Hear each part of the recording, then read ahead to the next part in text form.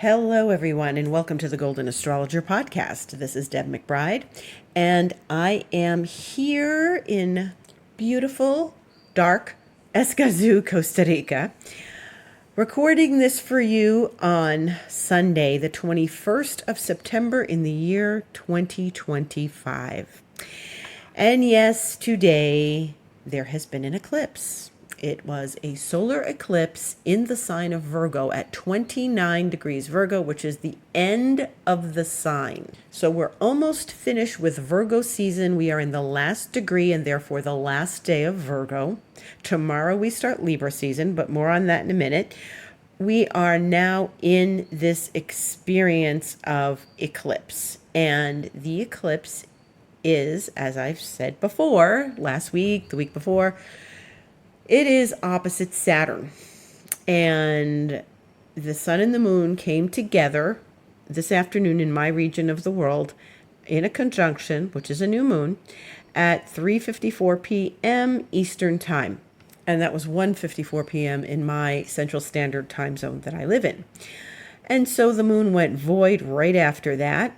And a couple hours later, went into the sign of Libra. So here we are with the end of Virgo season and the beginning of Libra season tomorrow. And the moon is sort of getting ready for that, preparing us for that. But this is the equinox. And it is the autumn, the beginning of autumn up north, and the beginning of spring down south. So what we're experiencing now is this shift from Virgo into Libra. And we are also contending with anything that is shifting from Pisces to Aries or back and forth, as Saturn and Neptune have been. Now, you've been hearing me go on about this for a while, about Saturn and Neptune, but you're also hearing me go on about this with Saturn being opposite the eclipse. And the thing that I want to tell you for once and for all is that you need to not give up. You need to continue to trust your path, trust your intuition, and trust the process of life, and trust something greater than yourself. Okay? Trust, trust, trust, trust. Okay?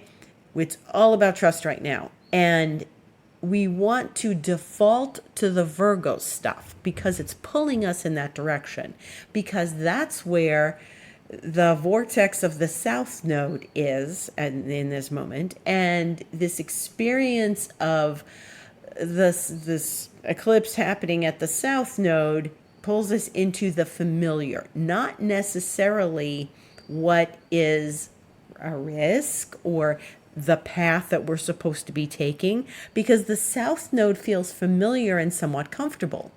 If we continue to indulge the South Node, and hence the Virgo, overdo the Virgo stuff, you're going to experience Virgo stuff right now. It's Virgo season. We have an eclipse in Virgo. If you might be cleaning up I did some cleanup at my garden today, if you're doing that, those are Virgo things. You've got chores, you're organizing, you're taking care of your health.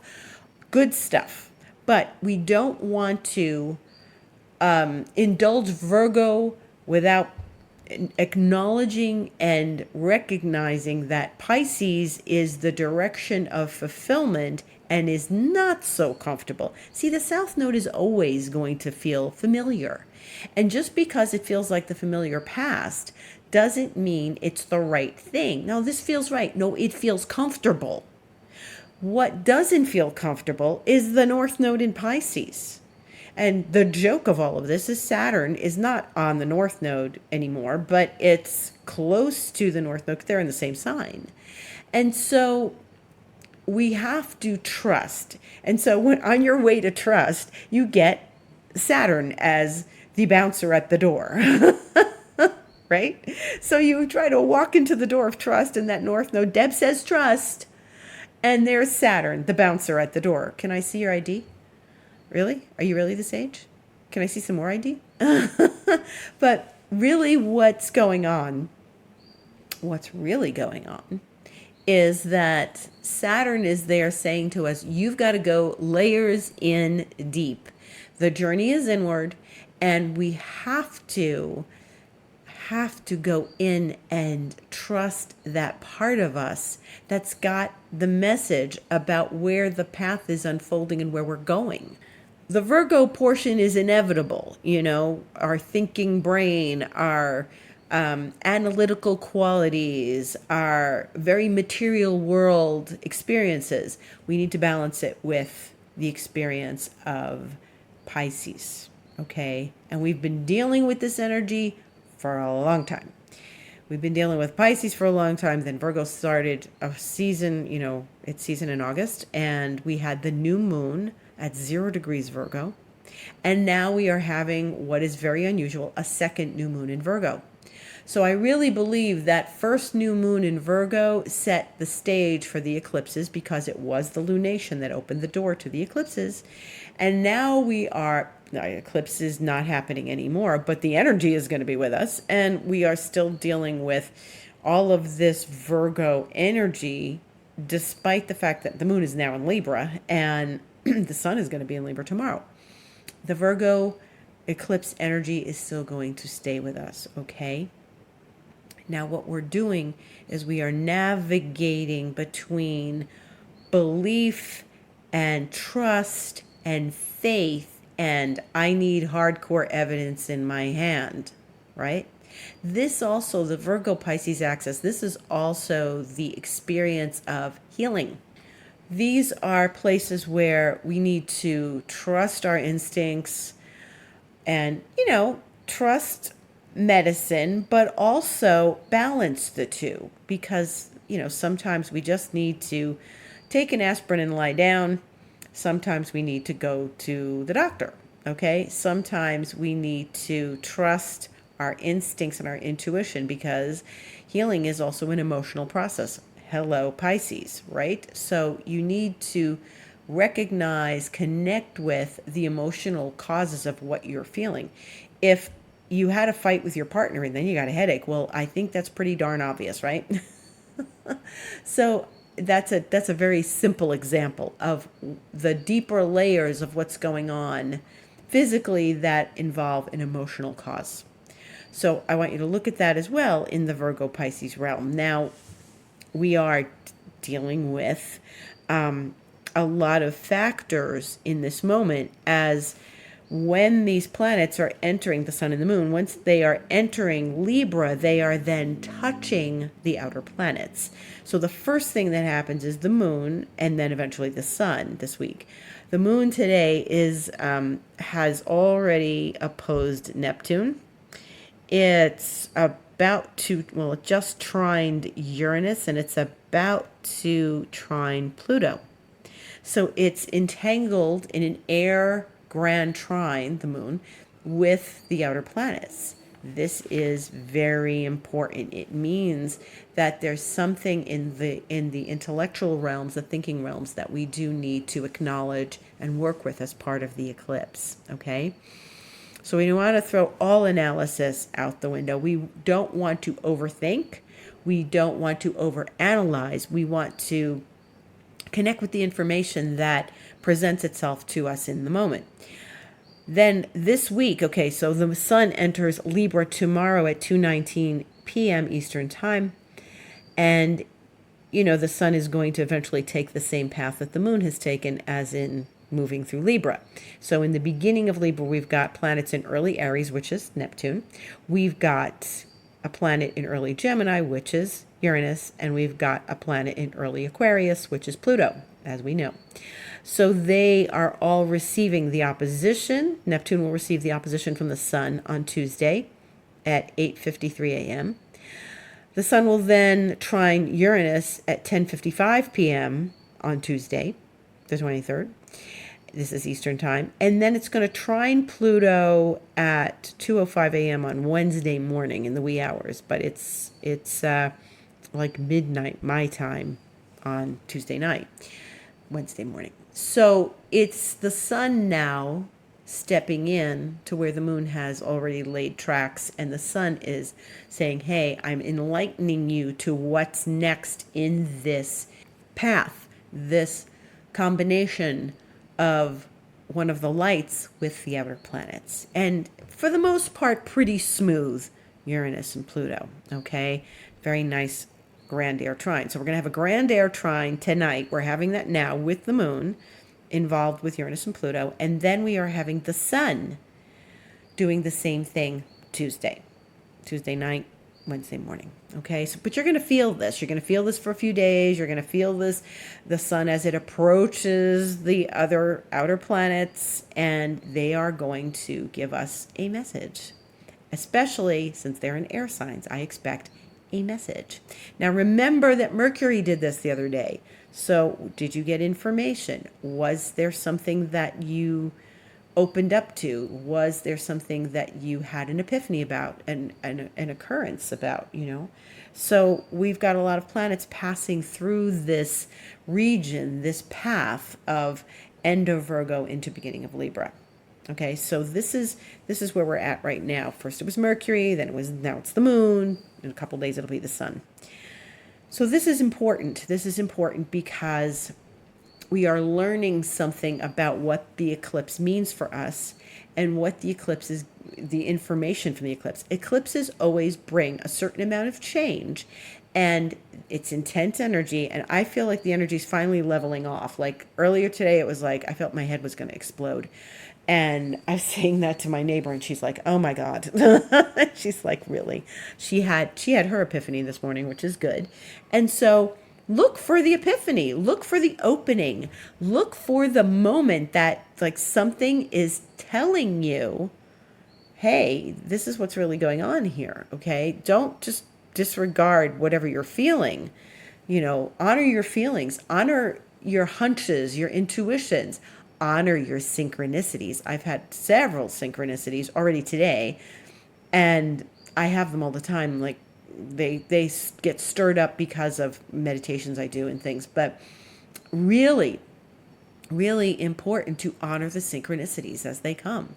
You may really find them showing up as we process the eclipse energy in these next days. Okay.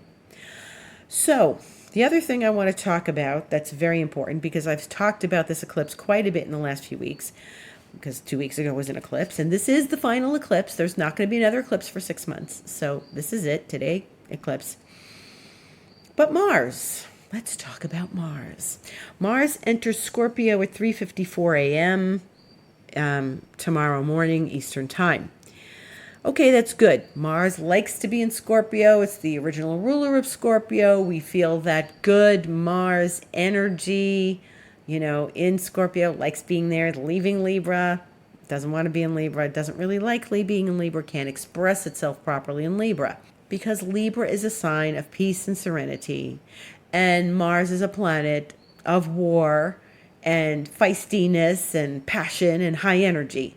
And so they are very different. Mars rules the opposite sign. This is why it's not great in Libra. As Mars enters Scorpio, it's going to get entangled with the planet Pluto. And so we want to be very aware of this, because even though Mars is the lower octave and Pluto is the higher octave of each other, this can be really, really powerful. And this is very strong, and it is very intense. Now, it's not necessarily part of the eclipse, okay? In the sense that it's aspecting the eclipse. But Mars is talking to Pluto in a challenge during the eclipse days. Okay, so we're getting to Wednesday the 24th, and Mars is going to square Pluto at 7:52 a.m. So do I think that something will probably happen in the world? Yes. Yes, I do. Do I know what that is? Probably not.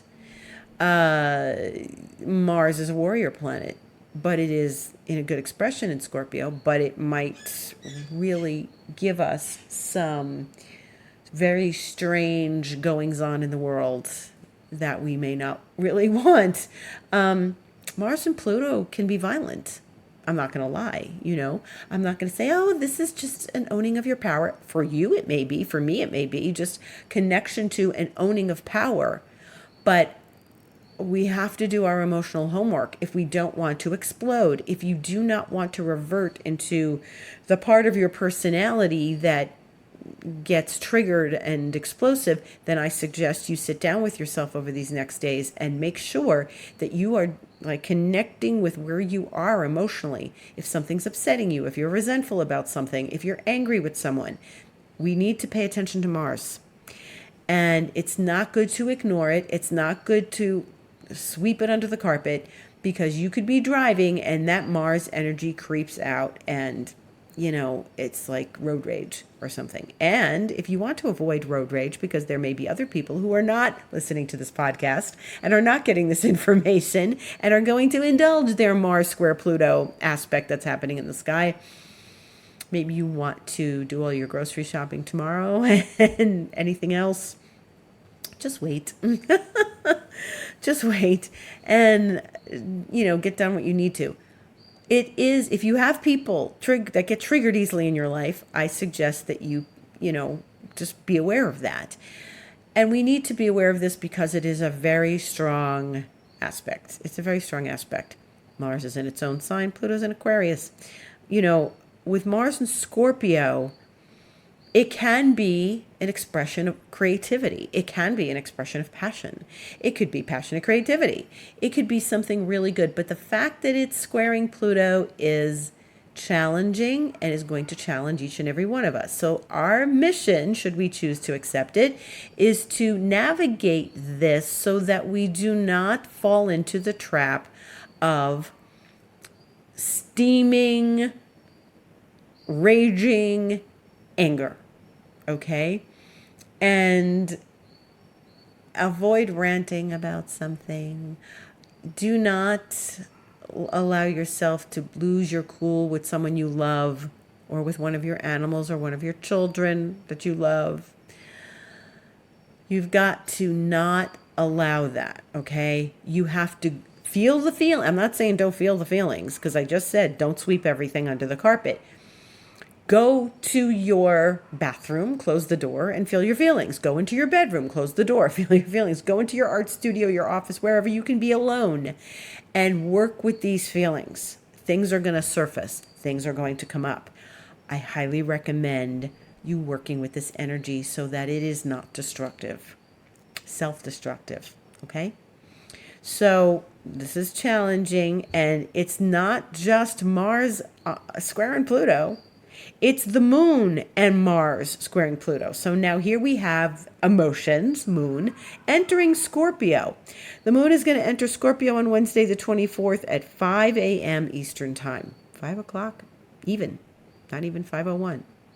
So we're going to get the moon going into the same sign as Mars, and it's going to conjunct Mars and square Pluto. So this is all going to play out. Mars squares Pluto at 7:52 a.m. Eastern Time. Moon squares Pluto 7:56 a.m. Eastern Time. That's 4 minutes later. Moon conjuncts Mars 7:56 a.m. So at the same time the moon is squaring Pluto, it is conjuncting Mars. This is all happening at once on Wednesday morning. This is hot. This is hot, hot, hot. Better ways of using this energy. Use it to fuel your good passions. Something good in your life. Exercise. Go for that morning workout at the gym. Do some hot yoga. I think if you heard that, there's some cats acting out here, okay? And that was like, wow. And if you heard, yeah, there it is again. Wow. And now my cat is going to the window because she just has to know what exactly is going on outside and who's screaming at who. Those cats were a voice from the universe letting us know that Mars, Moon, Pluto is going to be, okay? So no screaming and scratching and biting and in your life on Wednesday morning, okay? Don't do that. That was not a coincidence. There are no coincidences. That was not an accident. That's it. This is cat scratching screaming time. Mars, Moon, Pluto, okay? So avoid that. Don't let that happen. Go running instead. Go run on the treadmill. Go for that beautiful walk outside, that speed walk, okay? Go to the gym. Go for a swim. Mars is in Scorpio. It's a water sign.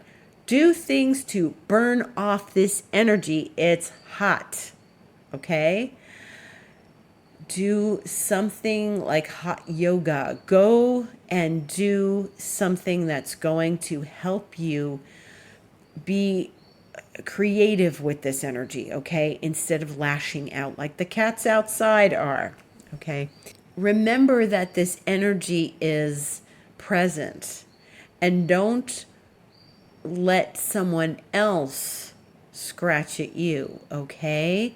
So if someone starts to act out and starts to, come at you, well, then what you need to do is you need to work with the energy, stay calm, and do not react to it. And just like go walk away from your phone or whatever, and don't lose your cool. Now, if you're in a confrontation with someone, take a deep breath and don't lose it. Don't lose it. Ask for some higher guidance or something, okay? And do not indulge the temper that you might be feeling, the boiling, raging temper that you might be feeling. So be aware of that, okay? It's going to pass later in the day. Mars is still going to be squaring Pluto, but the moon will have moved on. And so we want to recognize that this is just a temporary flare-up, okay?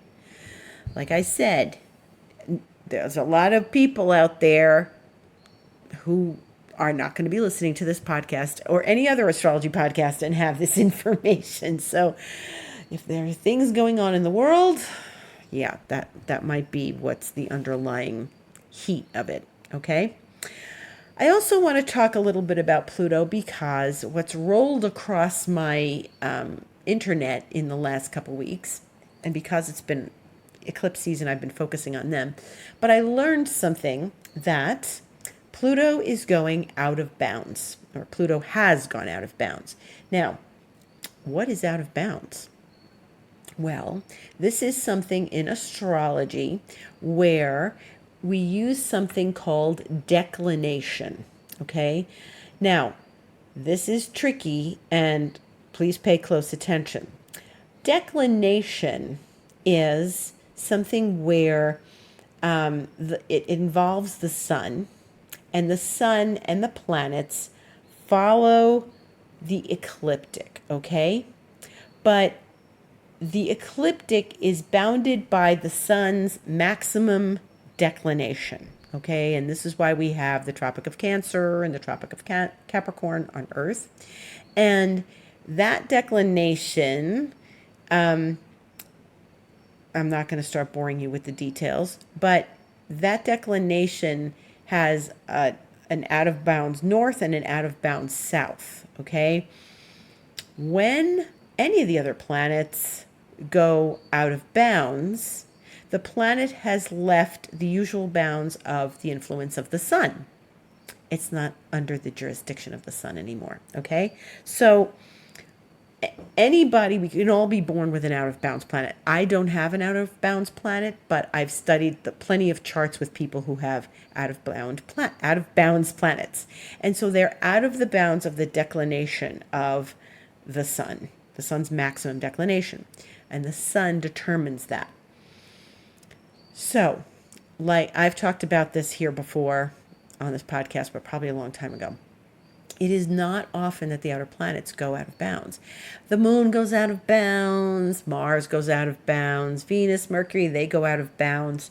And so this is something that you may find if you study astrology. It might be your chart or someone else's chart, that someone you know who has an out of bounds planet. That planet behaves with intensity, okay? That can be something like genius, brilliance, or you can't just loop them into your world. Like, they are unpredictable. Okay. I've used this example before. I remember looking at the charts of the cast of Seinfeld. Remember Seinfeld? And most of those four main characters all have an out of bounds planet. And I think it's out of bounds Mars. I think except Jason Alexander, who played George.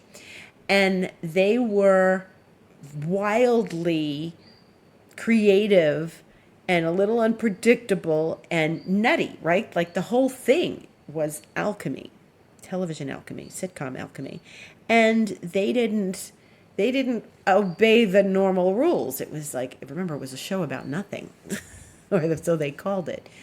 And so this is something that they are a good example of, that wild, unpredictable, kooky behavior.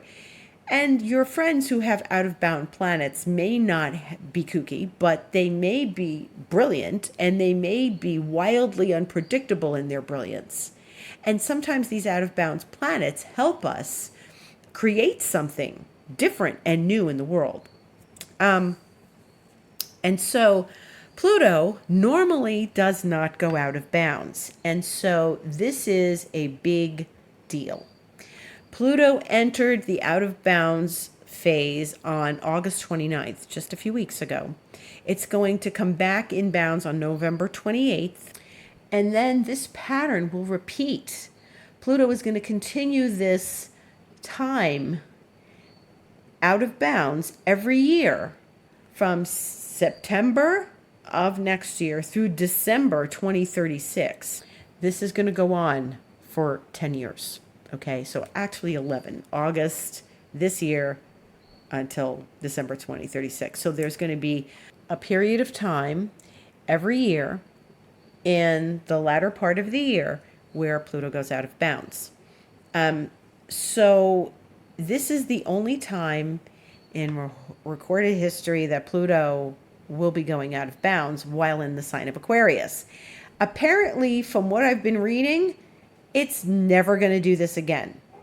I find that hard to believe. I find that hard to believe that 3,000 years from now, it's never going to do this again. But we're not going to be around as we are now. We might be, different entities at that time, in a different lifetime. But this is something very interesting. Now, Pluto definitely brings in revolution, especially in Aquarius. But this is an unusual, unpredictable pattern that Pluto is going to give us during this next 10 years till 2036, right? So I find this fascinating. And Pluto's going to be in Aquarius till 2043, which is a hell of a long time. And we're getting the new revolutionary energies already of Pluto in Aquarius. We're seeing a lot of big technological things happen in our world, but there's going to be something sort of more intense about this out of bounds period. And so, there was some Pluto out of bounds back 250 years ago, but it was not as strong as this one that we're going to have. So it is an enormous cycle. It is huge for us on Earth. This is going to bring probably some very intense revolutionary energies forward, and we want to pay attention to this. That means there's going to be people born in these next years who have Pluto out of bounds.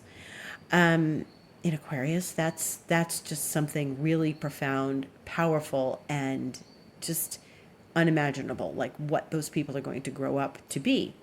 There's probably going to be a certain level of genius within those people. And I can't imagine how this is going to surface in our world. Now, here I am. I'm an astrologer, and I'm saying, I can't imagine. I can only say that, with the unpredictability of the sign of Aquarius, Pluto out of bounds, and that's unpredictable wildly also, is going to bring some unusual states of transformation within the world that Aquarius governs. technology, revolution, independence, liberation, freedom.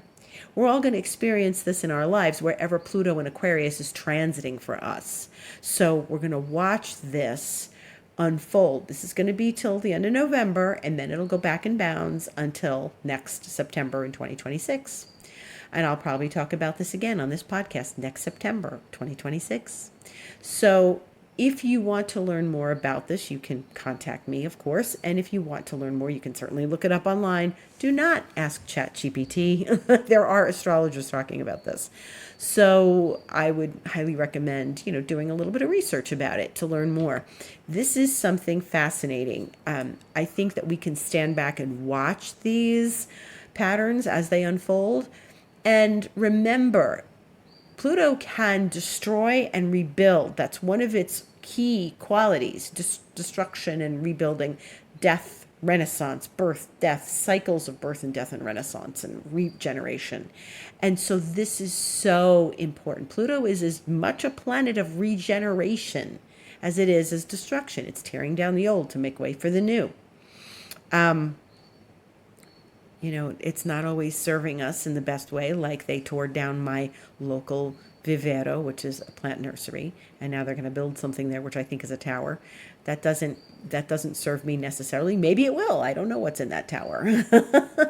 Maybe it'll be a bunch of new friends, but I don't know. But that right now I'm saddened by that. So that's one example of how we don't like the destruction and regeneration of Pluto. But there are plenty of different ways of Pluto expressing its regeneration that are really positive. And we see that with the cycles of seasons every year. So speaking of cycles, I want to tell you about my friend Darnell, who has a podcast called the Make Love to You podcast, which is available on all podcast platforms. And I've mentioned him here before a while ago. And he interviewed me for his podcast. And it is his, I think, 113th episode. And he interviewed me about cycles and astrology and some astrological cycles because he is having his Chiron return. And he wanted to talk to me about it in an interview. So you can watch this because he made a video of our conversation. It isn't just an audio podcast. And it's on his Spotify channel. If you look for Make Love to You podcast, Darnell Davis is his name, and you can find the podcast there where he talks to me. And we talked all about what that means for him and what that means for people in general. I talked about other planetary cycles, such as what is the meaning of the Saturn return. Very interesting conversation. He's lovely and he's really smart, and he asked really great questions. I highly advise you to listen to it and watch it. And if you want to find the exact link, you can go to my website, thegoldenastrologer.com, go to Astrologer's Thoughts, and my most recent blog, which I posted today about the eclipse. You can read my eclipse blog, but you can also find the link at the bottom of the page where I write special announcements, and the link to get to Darnell's exact podcast with me is right there. I've also been posting it on Instagram. You can go to my Instagram, The Golden Astrologer, and see that in my feed, not necessarily my stories, though I am posting it in stories, you can see in my feed that he is listed in my feed because I allowed it to be posted in my feed. So you'll see me and different messages I write, and then there'll be this picture of a guy running on the beach at the sunrise, and that's where you will find the trailer for the podcast. Okay? So I highly recommend listening to it. He does a really great job about talking about self-love. That's what the podcast is all, his self-love podcast is all about. He has something called the Self-Love Society. So he created this podcast so that people can really learn more about loving themselves and what that really means in depth. I invite you to go in depth with this eclipse. Go deep, deep, deep. Go in and find the path of transformation and change and healing in this time. Mars Pluto may give us some real transformative information. The sun touching the outer planets, fantastic information for healing through this eclipse. And otherwise, you can contact me to have a session with me about where the eclipse is happening, where Pluto out of bounds is happening, where Mars square Pluto with the moon is happening. And just go to my website, thegoldenastrologer.com, click book online, and you can find the session you would like to have with me, whether it's an astrology session to learn more about where the planets are traveling for you, or a Reiki session to sort of clear the cobwebs of where the planets have done some interesting moves for you. And also, I'm available for emotional clearings with my new vision system and for expansion mentoring. If you want more information, you can always email me, info@thegoldenastrologer.com or deb@debmcbride.com, and we can talk about what's going on for you and how you'd like to set up a session with me. Thank you so much for listening. I'll be on Instagram, The Golden Astrologer. You can find me there. I wish you a beautiful week. Keep an eye out for that Mars Moon square Pluto. If you need help, reach out and connect with me. And much love and gratitude to everyone. Blessings for a beautiful week. Thank you for listening.